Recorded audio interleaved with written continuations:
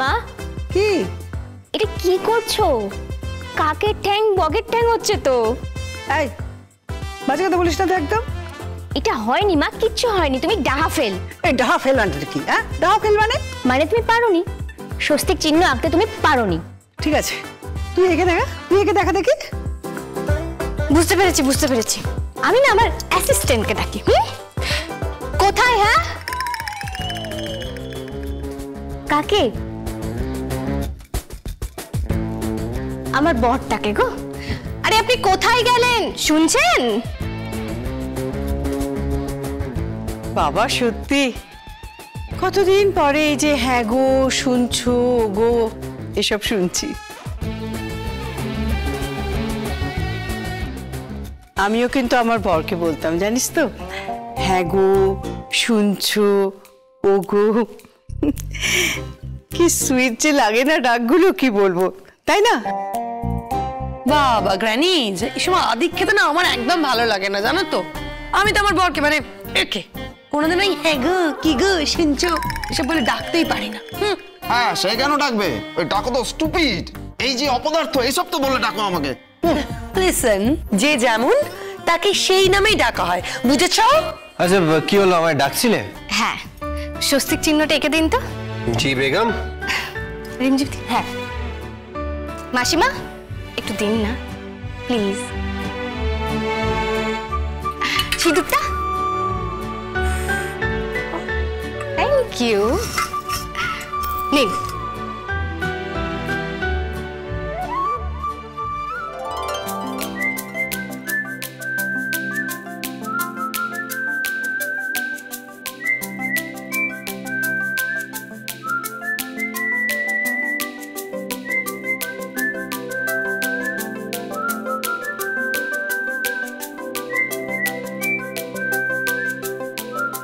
বাবা ভাই তুই স্বস্তিক চিহ্ন আঁকতে শিখে গেলি?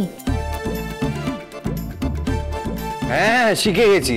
আরে শুধু স্বস্তিক চিহ্ন কি বলছিস, আমি তো পুজো করে বেরিয়ে গেলাম।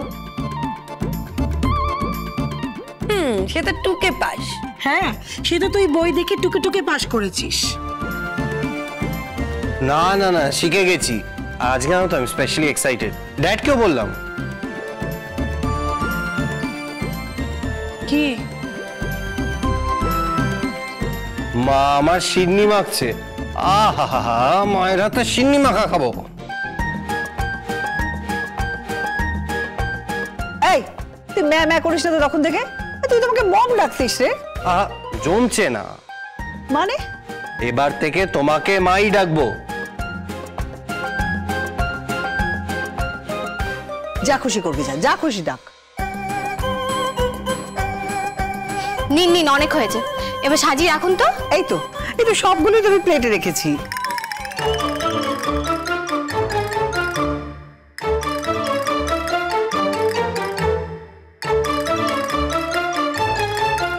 আরে বাবা এইভাবে রাখে না। তবে এইভাবে রাখতে নেই। আচ্ছা কিভাবে রাখতে হয় জানেন না বলুন? না জানি না, হয়েছে? তাহলে মেনে নিন যে জানেন না, আর বলুন যে বৌমা শেখাও। ঠিক আছে শেখাও, কিভাবে করতে হয় শেখাও দেখি।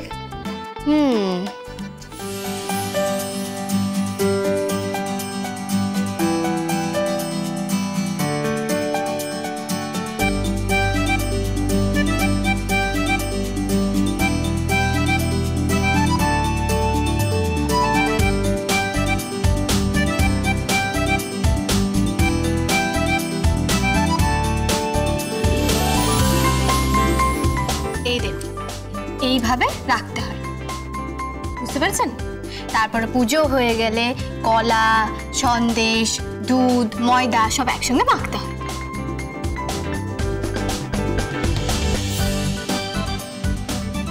নিন রুদ্রি। হ্যাঁ নিন এবার পুজোয় বসুন।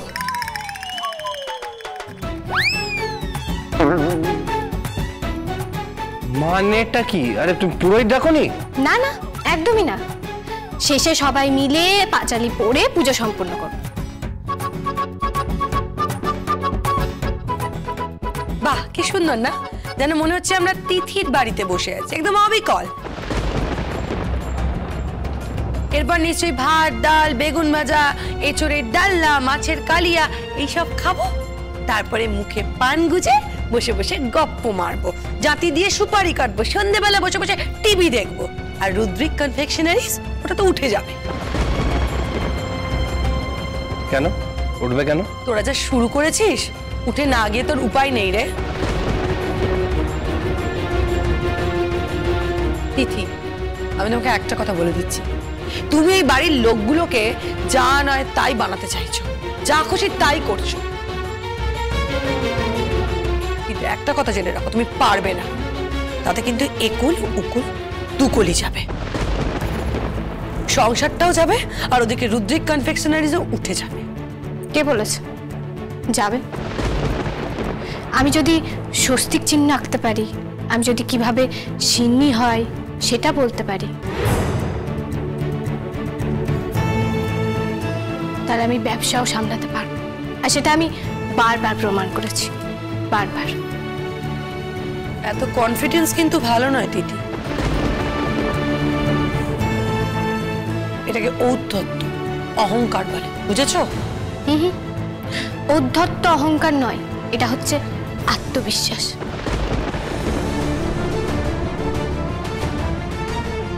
এটুকু আমি পরিবারের জন্য করতেই পারি। যেটা একটা পুরুষ মানুষ পারে সেটা আমিও পারি, যেটা সন্নিতাদি পারে সেটা আমিও করতে পারি। বাস এটুকুই বলেছি, আর কিছু না।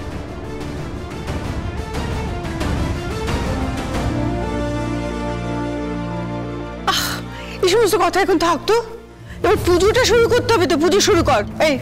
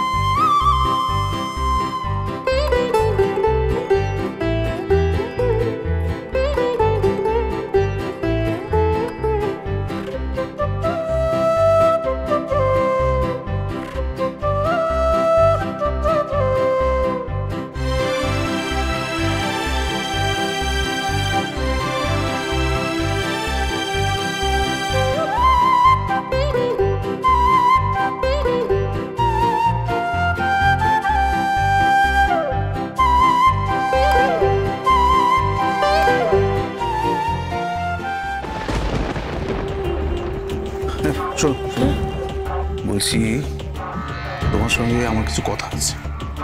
ওকে?